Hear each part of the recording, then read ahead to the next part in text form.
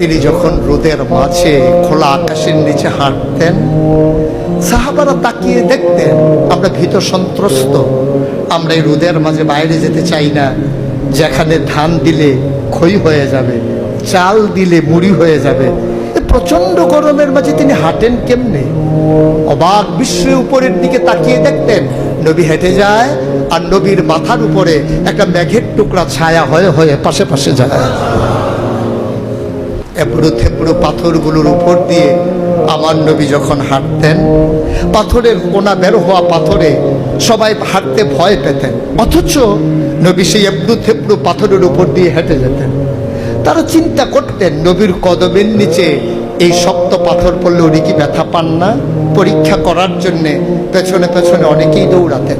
দৌড়ে দৌড়ে নবীর কদম মুবারকের নিচে যে পাথর পড়ে গিয়েছিল ওরা হাতে তুলে দেখতেন নবীর কদমের সম্মানে শক্ত পাথর তুলার মতো নরম হয়ে গেছে।